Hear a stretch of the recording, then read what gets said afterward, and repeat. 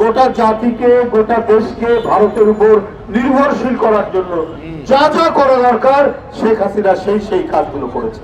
শেখ হাসিনা নির্বাচিত হোক না হোক, ও ফ্যাসিস্ট হোক, তাতে কোনো যায় আসে না, ওকেই ক্ষমতায় রাখতে হবে। এই 16 বছর একমাত্র দিল্লি ছাড়া, ভারত ছাড়া শেখ হাসিনাকে দুনিয়ার কোন দেশ সমর্থন করেনি।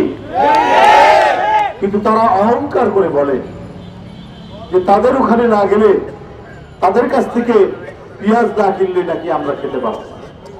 তো এই দেশ তো আরো অনেক আগে থেকে এই দেশ অস্তিত্ববান ছিল, এই দেশ টিকে ছিল, তখন তো আমাদের নিতে হয়নি।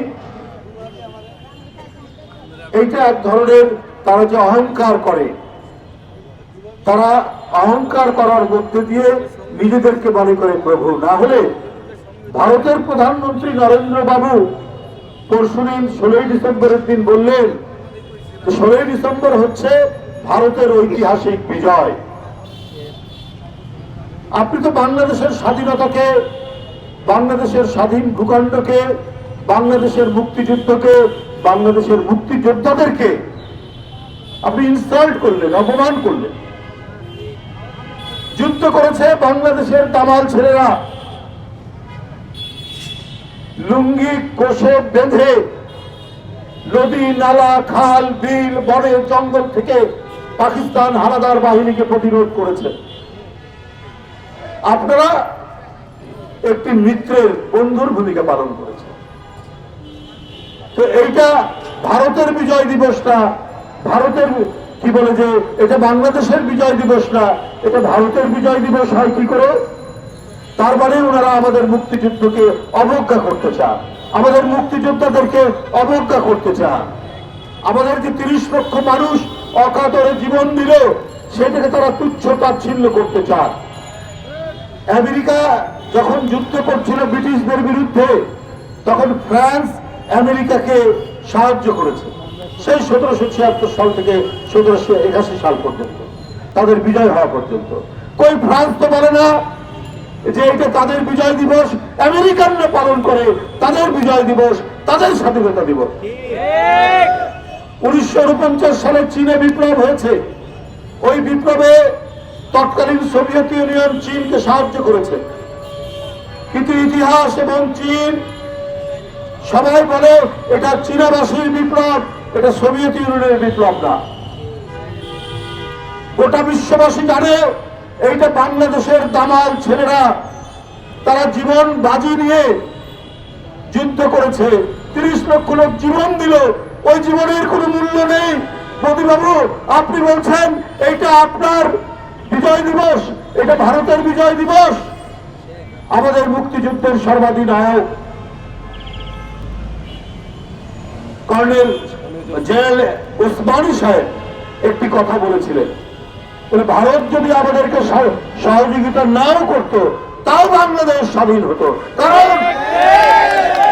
অদম্য সাহসী যখন রাজনৈতিক সিদ্ধান্ত কোন রাজনীতিবিদ দিতে পারেননি, সেই সময় কালুরঘাট বেতার কেন্দ্র থেকে একজন তরুণ মেজর বাংলাদেশের স্বাধীনতা যুদ্ধের ঘোষণা দিয়ে যে তরঙ্গ তৈরি করেছিলেন, এই তরঙ্গে অন্যান্য সেনা অফিসার এবং অন্যান্য বাংলাদেশের মানুষ উদ্বুদ্ধ হয় এবং তারা মুক্তিযুদ্ধে ঝাঁপিয়ে পড়ে। আজকে ক্যাপ্টেন মহিউদ্দিন জাহাঙ্গীর, আজকে মতিউর রহমান, হামিদুর রহমান, এই যে বীর শ্রেষ্ঠ, তারা কিসের জন্য জীবন দিয়েছে? ওরা কি ভারতের সাথে মানে ভারতের বিজয়ের জন্য জীবন দিয়েছে, না তার নিজ দেশ তৎকালীন পূর্ব পাকিস্তানিদের কাছ থেকে বিচ্ছিন্ন করে এটা একটি স্বাধীন সার্বভৌম বাংলাদেশ প্রতিষ্ঠার জন্য তারা যুদ্ধ করেছে? বন্ধুরা আমার, যুদ্ধ করে আমরা যে দেশটিকে রক্ষা পেয়েছি, এই দেশটিকে তারা মনে করে যে এটা চিরদিন আমাদের গোলাম হয়ে থাকবে, অনুগত হয়ে থাকবে।